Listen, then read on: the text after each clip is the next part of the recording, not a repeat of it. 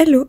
Aujourd'hui, on va se retrouver au 19e siècle en Angleterre. Aujourd'hui, je vais te parler de Dante Gabriel Rossetti, qui est un peintre anglo-italien. Attention, même s'il est anglo-italien, il n'est jamais allé en Italie et ça peut être important pour ce que je vais te dire après.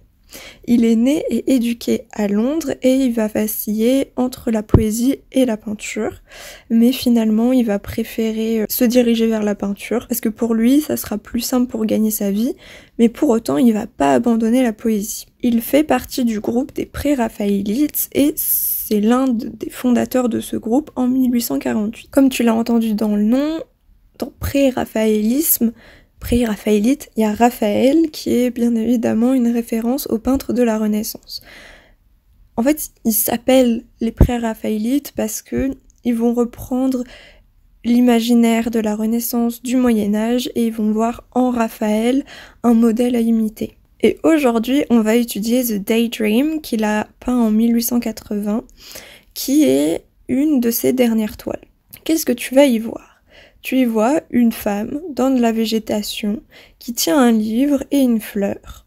La figure féminine peut faire écho aux déesses gréco-romaines, mais aussi à l'imaginaire des rêves. Le tableau s'appelle The Daydream et la femme a un air très pensif, elle est pas très concentrée sur son livre, elle est vraiment en train de penser à autre chose.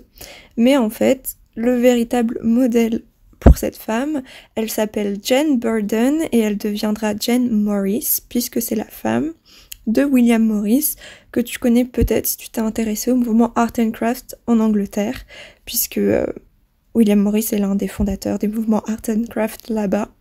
Et en fait, Rossetti a eu une petite affaire avec Jane et elle lui servait très souvent de modèle pour ses toiles. Et donc c'est elle qui est représentée ici. On peut la mettre en parallèle avec les mythes de femmes qui se transforment en arbres, comme ce que tu peux voir dans la mythologie, ou alors tout simplement à Ève, et cet arbre pourrait être un arbre de la connaissance. Il va commencer à peindre l'œuvre en 1879 et il va l'accompagner d'un sonnet. Je te rappelle, je te l'ai dit il y a quelques instants, Rossetti, il aime aussi la poésie et il a failli faire carrière dans la poésie, mais il a préféré choisir la peinture. Du coup, ça lui arrivait en fait d'accompagner ses peintures de poèmes. Si le poème t'intéresse, je te le mettrai en barre d'infos. Je t'avoue que j'ai pas tenté de le traduire parce que c'est un exercice un peu difficile et qu'il y a des expressions qui datent de l'époque, donc j'ai pas voulu tenter de massacrer les vers de Rossetti, mais ce qui est assez important, c'est la dernière partie de ce poème, où il décrit cette femme comme l'esprit d'un rêve, qu'elle a le regard perdu, qui rêvasse, et qu'elle rêve tellement qu'elle en oublie son livre et qu'elle lâche la fleur qu'elle a dans la main. En parlant de fleurs, chez Rossetti, elle est le symbole de la beauté parfaite.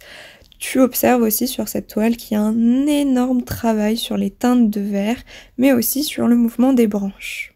Ça sera tout pour aujourd'hui, j'espère que t'en as appris un petit peu plus sur cette œuvre, le poème en barre d'infos, et moi je te retrouve demain pour une nouvelle vidéo. Salut!